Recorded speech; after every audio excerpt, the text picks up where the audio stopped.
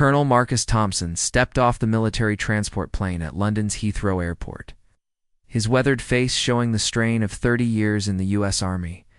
The morning fog hung thick over the runway as he adjusted his dress uniform and checked his watch. He had exactly 2 hours before his scheduled meeting at Buckingham Palace, a meeting that would change everything he thought he knew about honor, duty, and family. The invitation had arrived 3 weeks earlier, sealed with the royal crest and written in elegant script. It requested his presence for a matter of significant importance regarding historical records. Marcus had served in conflicts across 3 continents, but nothing had prepared him for the nervous energy coursing through him now. As his taxi wound through London's busy streets, Marcus reflected on the strange events that had led to this moment. It had started 6 months ago when he was clearing out his late father's attic in their family home in Ohio, hidden beneath decades of dust and forgotten memories. He had discovered a leather-bound journal wrapped in oilcloth. The pages were yellowed with age, filled with his grandfather's handwriting from World War II. The entries spoke of secret missions, covert operations, and most intriguingly, a connection to the British royal family that Marcus had never heard mentioned in any family stories. His grandfather, Sergeant William Thompson, was written about protecting someone of great importance during the London Blitz. The entries were cryptic, filled with codes and references that Marcus couldn't understand. Driven by curiosity and a growing sense that his family history held secrets he needed to uncover, Marcus had spent months researching. He contacted military historians, visited archives, and even hired a private investigator. Every lead seemed to point toward the same conclusion. His grandfather had been involved in something far more significant than anyone in the family had ever known. The breakthrough came when he found a photograph tucked between the journal's pages. It showed his grandfather standing beside a young woman in an elegant dress, both of them smiling despite the obvious wartime setting. On the back, in his grandfather's careful handwriting, were the words, "With gratitude for your service, Elizabeth, 1943. Marcus had stared at that photograph for hours, his mind racing with possibilities. Could this Elizabeth be who he thought? She was. The timeline matched, and the formal way she was dressed suggested someone of importance. But it seemed impossible that his working-class grandfather from Ohio could have had any connection to royalty. His research had eventually led him to contact the British Embassy in Washington. After weeks of back-and-forth correspondence and providing copies of the journal and photograph, he had received the invitation that now brought him to London. The taxi pulled up to the palace gates, and Marcus felt his heart pound as he saw the famous red-uniformed guards standing at attention. These were the royal guards he had heard so much about, elite soldiers known for their discipline, silence, and their unwavering dedication to protecting the crown. As he approached the gate, Marcus noticed something that made him pause. One of the guards, despite maintaining perfect posture and the traditional stoic expression, seemed to be watching him with particular interest. Their eyes met for just a moment, and Marcus felt a strange recognition, as if he was looking at someone he should know. The guard was tall and lean, with sharp features visible beneath his bearskin hat. Something about his stance, the way he held his shoulders, reminded Marcus of someone. But before he could place the feeling, a palace official approached to escort him inside. "Colonel Thompson?" The man extended his hand with a warm smile. "James Whitfield, private secretary to Her Majesty. Thank you for making the journey. Her Majesty is very much looking forward to meeting you." As they walked through the palace corridors, past portraits of kings and queens spanning centuries, Marcus felt the weight of history around him. The marble floors echoed with their footsteps, and sunlight streaming through tall windows created patterns on the ornate walls. "Colonel, before we meet with Her Majesty, I should prepare you for what you're about to learn," James said quietly as they paused outside an impressive oak door. "The documents and photographs you provided have confirmed something that has remained classified for over 80 years. Your grandfather was indeed involved in a matter of great importance to the crown." Marcus felt his mouth go dry. "What kind of matter?" James smiled mysteriously. "That, Colonel, is something Her Majesty will explain herself. But I will say this, your family's service to Britain goes far deeper than you could have imagined. And what you're about to discover will not only change how you view your grandfather's legacy, but it may also explain some connections that exist to this very day. The heavy door opened, and Marcus found himself face to face with history itself. But as he stepped into the room, he couldn't shake the image of that guard's eyes, and the nagging feeling that this meeting was about to reveal truths that would turn his understanding of his family upside down.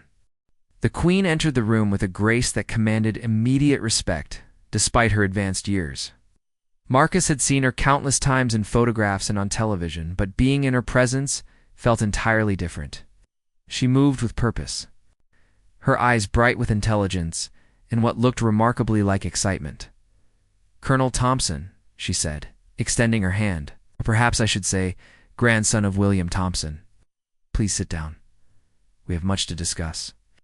Marcus found himself in an elegant sitting room, sunlight filtering through windows that overlooked the palace gardens. The Queen settled into her chair across from him, and he noticed she held a folder thick with documents and photographs. "Your grandfather," she began, "was not just any soldier assigned to London during the war.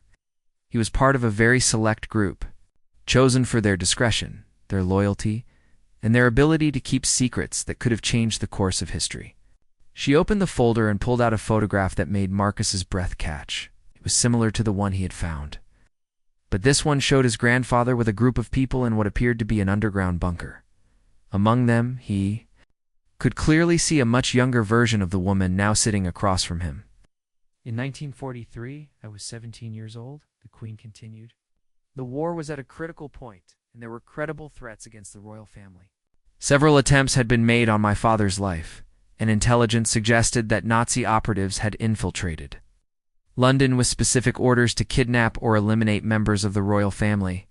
Marcus leaned forward, captivated by every word. "Grandfather was part of a secret protection detail, handpicked by Churchill himself. But William Thompson wasn't just a bodyguard, Colonel. He saved my life on 3 separate occasions, and in doing so, he became privy to information that could never be made public." The Queen pulled out another document, this one bearing official seals and signatures that Marcus recognized from his military career. "On the night of March 15, 1943, Nazi operatives had infiltrated a charity event I was attending. They had planned to use the chaos of an air raid to abduct me.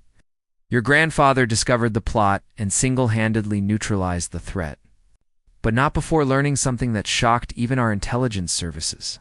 She paused, studying Marcus's face carefully. "The operation wasn't just about kidnapping a member of the royal family for propaganda purposes. The Nazis had discovered something about our family line, something that they believed could be used to claim legitimacy for their occupation of Britain." Marcus felt his pulse quicken. What did they discover? They'd uncovered evidence of a bloodline connection that went back centuries. Documents that suggested certain American families had royal connections that had been hidden for generations. Your grandfather's family, Colonel, was one of them. The room seemed to spin around Marcus as the implications of her words sank in. "Are you saying that my family, has royal blood?" "Yes. Distant, but legitimate. Your great-great-grandfather was the son of a minor royal who was sent to America in the 1800s to avoid a scandal. The connection was buried, records were altered, and the family was told never to speak of it. But the Nazis had found proof." The Queen reached for another photograph, and Marcus saw his grandfather again, this time in civilian clothes, shaking hands with King George VI. "After your grandfather saved my life and helped us secure those dangerous documents, my father insisted on meeting him personally. William Thompson was offered a knighthood, a pension, and the opportunity to stay in England. He declined them all. He chose to return to his family in Ohio," Marcus said quietly, understanding flooding through him. "Yes, but not before making my father promise something. He asked that if anything ever happened to him, if his family ever needed help, the Crown would remember his service. And he made one other request that seemed strange at the time, but now makes perfect sense." The Queen's eyes twinkled with something that looked almost like mischief. "He asked that if any of his descendants ever chose military service, and if they ever achieved the rank of colonel or higher, they would be invited to learn the truth about their heritage." Marcus sat back in his chair, overwhelmed. So this meeting is the fulfillment of a promise made 80 years ago by my father to your grandfather? But Colonel, there's something else you need to know, something that your grandfather couldn't have foreseen when he made that request. She stood and walked to the window, gazing out at the palace grounds where Marcus could see the guards continuing their duties. Your grandfather returned to America and married your grandmother? They Had children, as did their children, and so on. But what he didn't know was that one of his fellow soldiers from that secret protection detail also returned home and started a family. Marcus felt a chill run down his spine. What are you telling me? The Queen turned back to him, and for the first time he saw something almost maternal in her expression. That guard you noticed when you arrived today, the one who seemed to recognize you, his name is Captain James Thompson. He's your second cousin, descended from another member of that same protection detail. He's been serving in the Royal Guard for 15 years, never knowing that he had family in America, never knowing about the connection our families share. The revelation hit Marcus like a physical blow, the recognition he had felt, the familiar stance, the way the guard had looked at him. It all made sense now. Both of your grandfathers served together, saved my life together, and kept the same secrets together. And now, 80 years later, their grandsons have found each other in the most unexpected way possible. Marcus thought about the photograph in his pocket, about the journal entries that had started this journey, about the strange twists of fate that had brought him here. Does he know? Captain Thompson? Does he know about any of this? The Queen smiled. And suddenly she looked less like a monarch and more like a grandmother with a wonderful surprise to share. Not yet. But I believe it's time for a proper introduction, don't you? The walk back through the palace corridors felt like a dream to Marcus. The Queen had excused herself to make arrangements, leaving him with James Whitfield, who had been surprisingly quiet during the revelation. Now, as they approached the palace courtyard, Marcus could see the guard who had caught his attention earlier still standing at his post. Captain Thompson has been informed that he's needed for a special briefing, James explained quietly. Her Majesty thought it would be best to handle this delicately. He knows something significant is happening, but not what. As they stepped into the courtyard, Marcus got his first clear look at the man who might be his cousin. Captain James Thompson stood at perfect attention, his red uniform immaculate despite having been on duty for hours. When he turned toward them, Marcus felt that same jolt of recognition, even stronger now that he was looking for it. The resemblance was subtle but unmistakable. They had the same strong jawline, the same deep-set eyes, and the same way of holding. Their left shoulders slightly higher than their right, a family trait Marcus remembered his father having as well. Captain Thompson, James Whitfield, addressed the guard formally. Her Majesty has requested that you join Colonel Thompson from the United States Army for a private discussion. You are relieved of your current duties. The captain's training kept his expression neutral, but Marcus could see curiosity flicker in his eyes as he saluted and fell into step beside them. They were led to a smaller, more intimate room in the palace, where comfortable chairs were arranged around a fireplace. Please, both of you, sit down, James said. What I'm about to share with you will come as quite a shock, Captain Thompson. Colonel Thompson here has already been briefed, but his story affects you as well. Captain Thompson removed his bearskin hat, revealing dark hair streaked with early gray despite his apparent youth. He looked between Marcus and James with the controlled alertness of a professional soldier sensing something important was about to happen. Captain, what do you know about your grandfather's service during World War II? James began. Not much, sir, the captain replied in a crisp British accent. Grandfather Thompson died when I was quite young. Family always said he served with distinction but never talked much about the war. Said some things were better left buried. Marcus felt his heart racing. What was your grandfather's first name? Captain Thompson looked at him with mild surprise at the direct question. Robert. Sir Robert Thompson. He served here in London during the Blitz, but that's about all I know. James opened a folder and pulled out a photograph that made both men lean forward simultaneously. It showed two young soldiers standing side by side in front of an underground bunker. One was clearly Marcus's grandfather, William. and the other bore an unmistakable resemblance to the captain sitting across from them. Your grandfather, Captain Thompson, served alongside Colonel Thompson's grandfather in one of the most classified operations of World War II. They were part of a secret protection detail, assigned to guard the royal family during a period of extreme danger. The captain stared at the photograph, his professional composure beginning to crack. That's definitely my grandfather. I have a photograph at home that's remarkably similar, but I never knew who the other soldier was. Marcus reached into his jacket and pulled out the photograph he had found in his grandfather's journal. Is this the photograph you're thinking of? Captain Thompson's eyes widened as he saw the image. That's impossible.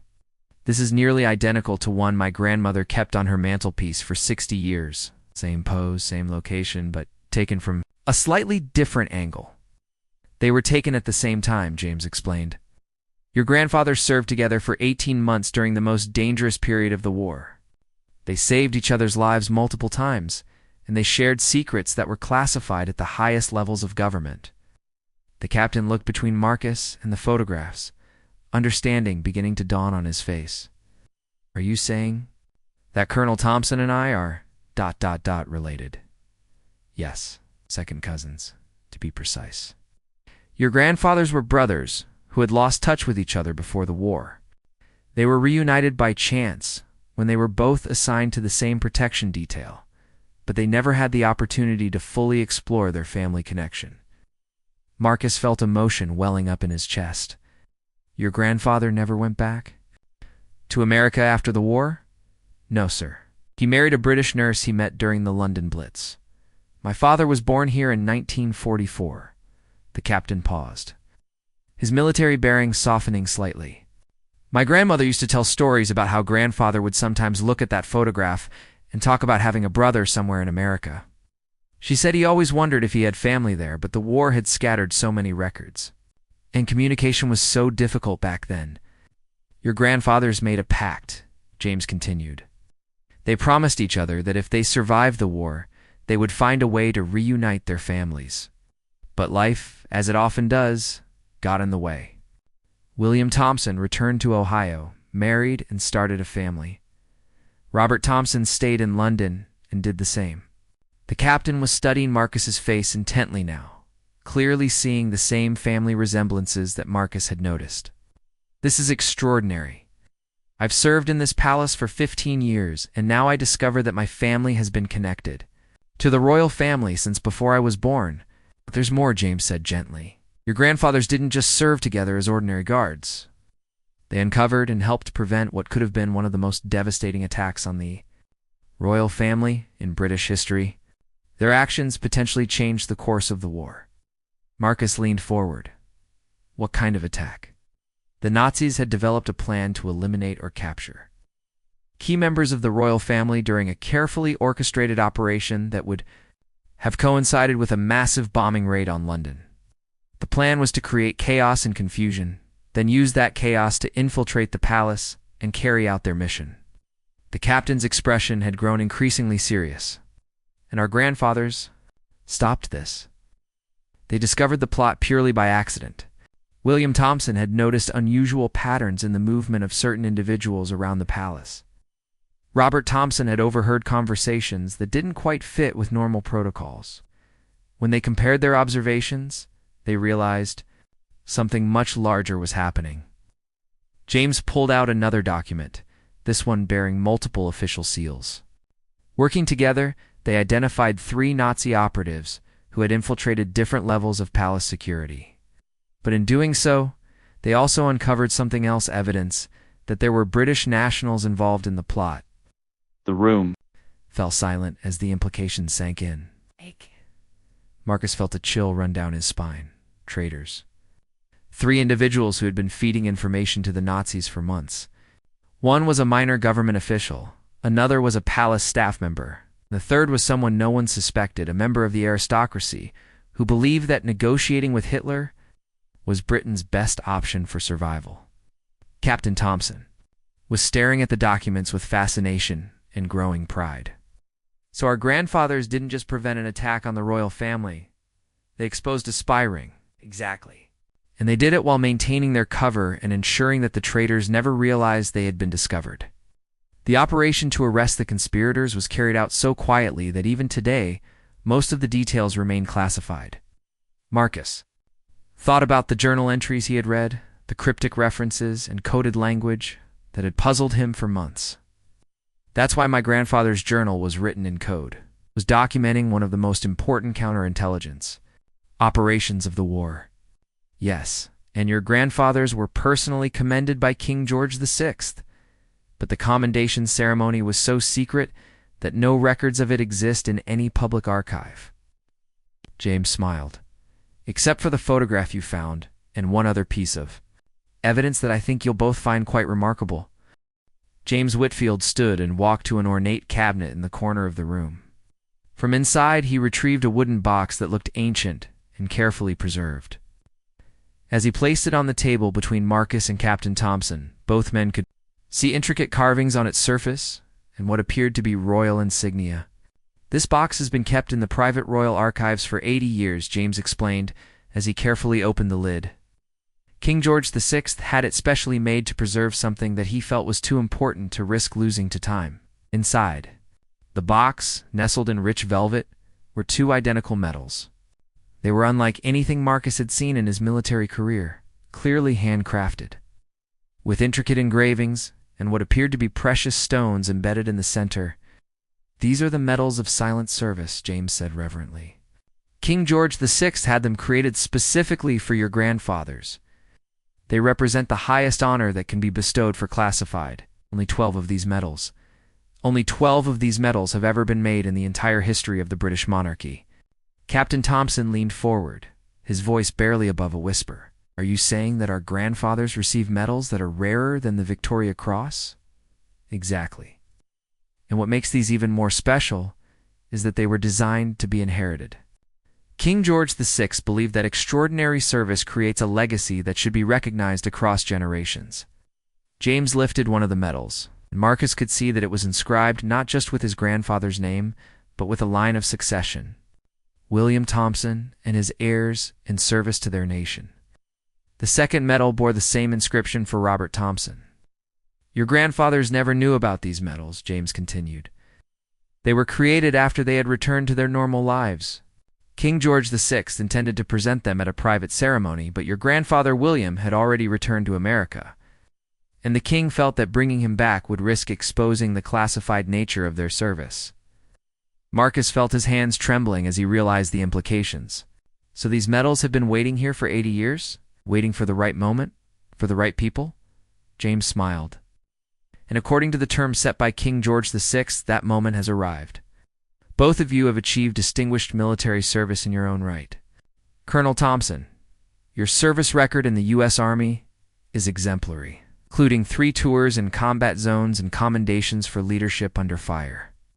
Captain Thompson, your service with the Royal Guard is equally distinguished, and your record shows the same qualities of courage and discretion that your grandfather displayed. Captain Thompson was staring at the medals with an expression of awe and disbelief. I've spent my entire adult life serving the crown, never knowing that my grandfather had already earned the highest recognition possible for that same service. There's something else, James said, his tone becoming more serious. These medals come with certain privileges and responsibilities. The bearers are considered to have permanent access to the crown for matters of national importance. A level of trust that has been extended to fewer than 24 people in the past 2 centuries. Marcus felt the weight of history settling on his shoulders. What kind of responsibilities? Should either of you ever discover information that could affect the security of the crown? Or should you ever need assistance that only the crown can provide? These medals serve as your authority to request a direct audience. It's a level of access that bypasses normal diplomatic and military channels. The room fell quiet as both men absorbed the magnitude of what they were being told. Finally, Captain Thompson spoke up. Sir, I have to ask, why now? Why are we learning about this today? James exchanged a meaningful look with Marcus. Because recent events have made it necessary. Colonel Thompson, when you contacted the British Embassy about your grandfather's journal, It triggered a review of classified records that revealed something concerning. He walked back to the cabinet and retrieved another folder, this one marked with multiple security classifications. 3 weeks ago, several items were stolen from a private estate sale in Germany. Among them were documents and photographs that appear to be related to the same Nazi operation that your grandfathers disrupted in 1943. Marcus felt his blood run cold. Someone is still investigating what happened 80 years ago. It appears so. The items stolen included correspondence between the Nazi operatives and their British contacts. Intelligence services believe that someone is attempting to uncover the identities of the British nationals who were involved in the original conspiracy. Captain Thompson's training kicked in, and his posture became more alert. Are you saying that the descendants of the original traitors might be trying to clear their families' names? That's one possibility. Another is that someone is looking for leverage against the crown by exposing historical secrets. Either way, your grandfather's role in disrupting the original plot makes their families potential targets. Marcus felt a chill of realization. That's why I was really invited here. It wasn't just to learn about my family history. You needed to warn me. Partially, yes. But it's also because we may need your help, both of you. James leaned forward intently. The documents that were stolen contain references to evidence that your grandfathers collected during their investigation. Evidence that was never turned over to official channels because they were operating in such deep secrecy. What kind of evidence? Captain Thompson asked. Photographs, documents, and possibly recordings that could identify not just the original conspirators, but their methods and contacts. If that evidence still exists, and if it falls into the wrong hands, it could be used to expose other classified operations or to blackmail individuals whose families were connected to the wartime intelligence services. Marcus thought about the journal hidden in his father's attic, about the careful way his grandfather had documented everything. You think my grandfather kept copies of the evidence? We think both your grandfathers did. They were too good at their jobs to leave something that important entirely in official hands, especially when they knew that some of the traitors had never been identified. The implications were staggering. Marcus realized that his simple curiosity about his family history had led him into something far more complex and potentially dangerous than he had ever imagined. So what happens now? He asked quietly. James stood and walked to the window, where they could see the palace guards continuing their eternal watch. Now, gentlemen, you have a choice. You can accept these medals, acknowledge your heritage, and help us locate and secure any evidence that your grandfathers may have hidden. All right, you can walk away from all of this and return to your normal lives. Captain Thompson was the first to respond. Sir, with all due respect, that's not really a choice at all. If there's a threat to the crown, and if our family's legacy is tied up in preventing that threat, then we're already involved, whether we want to be or not. Marcus nodded, feeling the same sense of duty that had driven him through 30 years of military service. What do you need us to do? The medal ceremony was simple but profound. The Queen herself had returned to present the medals to both men, and as she placed the ancient honors around their necks, Marcus felt a connection to his grandfather that went deeper than anything he had experienced before. The weight of the medal against his chest seemed to carry the weight of history itself. Your grandfathers would be very proud, the Queen said quietly. They served with honor when honor meant risking everything, and now their grandsons are prepared to do the same. After the ceremony, the three men gathered in a secure briefing room where detailed maps and photographs covered every available surface. James Whitfield had been joined by 2 other officials, one from MI5 and another who was introduced simply as David from the Cabinet Office. Based on our analysis of the stolen German documents, David began, we believe your grandfathers hid evidence in at least 2 locations. Captain Thompson, we think your grandfather left something in London, possibly in his family home or another location that would have been meaningful to him. Captain Thompson nodded thoughtfully. My grandmother's house in Bermondsey, grandfather, lived there until he died in 1987. My aunt still owns the property, but it's been converted into flats. If he hid something there, it would most likely be in the basement, or perhaps the garden. Colonel Thompson, the MI5 representative, continued, We believe your grandfather may have been more systematic in his approach. The journal you found suggests he was documenting everything carefully. There may be additional materials hidden in your family home in Ohio.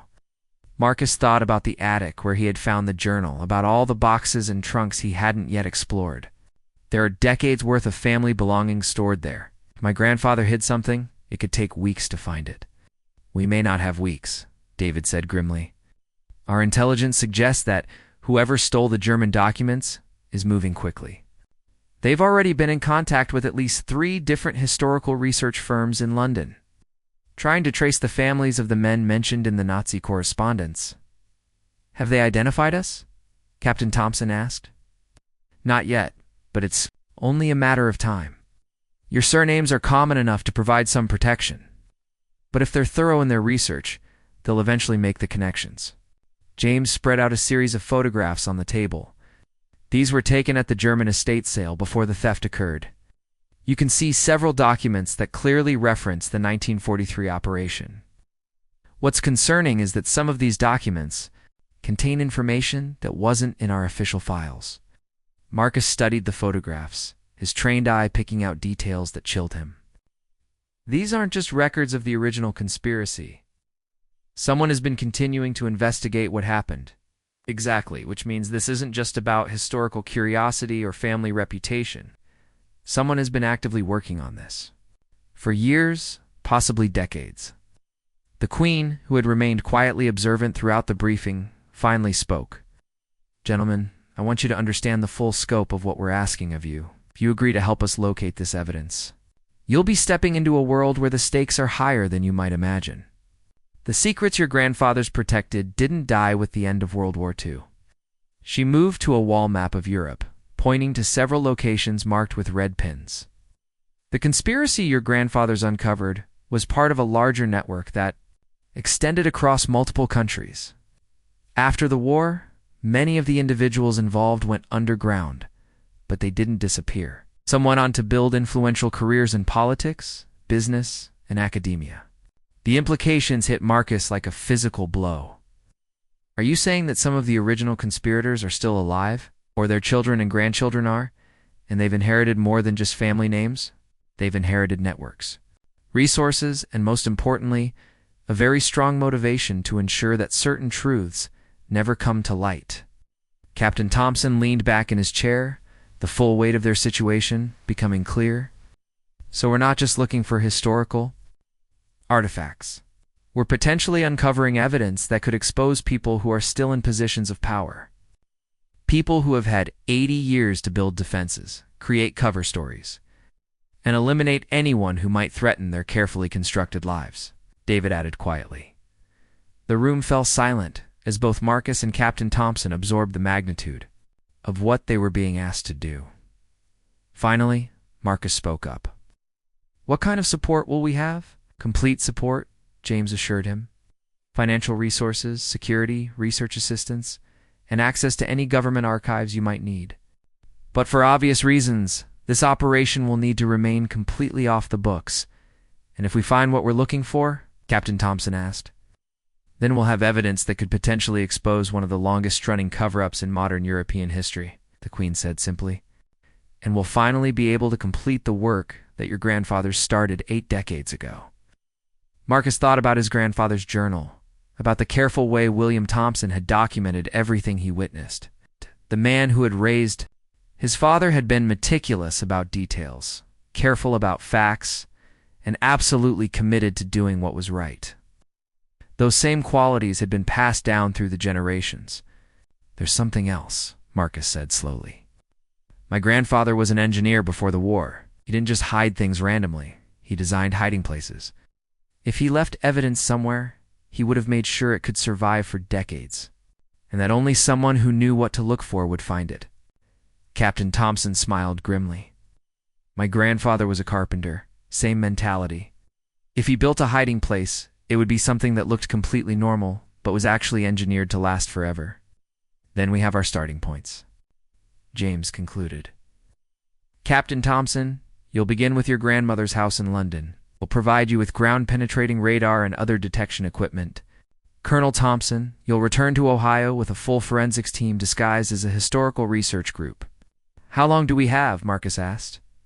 David checked his watch and frowned. Based on the timeline of the thefts and the rate at which these people are making inquiries, we estimate you have perhaps 2 weeks before they identify your families and begin their own search for the evidence. The Queen stood, signaling the end of the briefing. Gentlemen, your grandfathers trusted each other with their lives 80 years ago. Now, their grandsons must do the same. But remember, you're not just protecting historical secrets. You're protecting the future as well. As they prepared to leave, Captain Thompson turned to Marcus. Colonel, I know we've just met, but I feel like I've known you my whole life. Our grandfathers were brothers in arms, and I'd be honored to continue that tradition.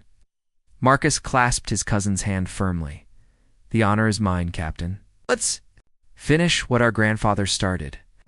But as they left the palace, neither man could shake the feeling that they were being watched, that their investigation was going to lead them into dangers that their grandfathers could never have anticipated. 3 weeks later, Marcus stood in his grandfather's workshop in the basement of the family home in Ohio, staring at what appeared to be an ordinary workbench. But after days of careful investigation, he had discovered that the bench contained a hidden compartment so ingeniously designed that it had remained undetected for 80 years. The forensics team, led by a brilliant archaeologist named Dr. Sarah Chen, had used every advanced technique available to scan the basement. It was Dr. Chen who had noticed that the wood grain pattern on one section of the workbench didn't quite match the rest, suggesting that it had been carefully reconstructed. The mechanism is absolutely brilliant, Dr. Chen explained, as she photographed. Every detail, your grandfather created a false back panel that's activated by pressing 3 specific spots on the workbench in the correct sequence. Without knowing exactly where to press, you could search this basement for years and never find it. Marcus's phone buzzed with an encrypted message from Captain Thompson in London. Found it. Garden shed. You need to see what was inside. Hidden compartment in the workbench revealed a waterproof metal box containing dozens of photographs, documents, and what appeared to be several rolls of film. But most shocking of all was a detailed map of London marked with locations, dates, and names that made Marcus's blood run cold. These aren't just records of the 1943 conspiracy, Dr. Chen observed, examining the documents with a magnifying glass. These appear to be surveillance records that continued long after the war ended. Your grandfather was tracking people for decades. Marcus picked up a photograph that showed a man in a business suit shaking hands with someone whose face had been circled in red ink. On the back, in his grandfather's careful handwriting, Lord Ashford, 1962. Still active. Still dangerous. His phone rang, and Captain Thompson's voice was tense with excitement and worry. Marcus, what I found changes everything. My grandfather didn't just hide evidence of the original conspiracy. He documented a network that's been operating continuously since 1943. Same here, Marcus replied, looking at the stack of surveillance photographs spanning for decades. It looks like our grandfathers never stopped investigating. They just went underground. There's more. I found correspondence between them that continued until 1987, the year my grandfather died. They were sharing information, coordinating surveillance, and tracking people across the continents. Dr. Chen held up a document that made Marcus's hands shake. It was a letter dated 1985, written in his grandfather's handwriting but addressed to someone named R.T. Clearly, Robert Thompson, Captain Thompson's grandfather. The letter read, Robert, the Ashford family is planning something significant for the 40th anniversary. My sources suggest they've been recruiting new members, including someone close to the current government. We need to be prepared to act if necessary. The work we started in 1943 may not be finished. WT Captain, Marcus said into the phone, his voice barely steady. I think our grandfathers discovered that the conspiracy they thought they'd stopped in 1943 never actually ended. It just adapted and evolved.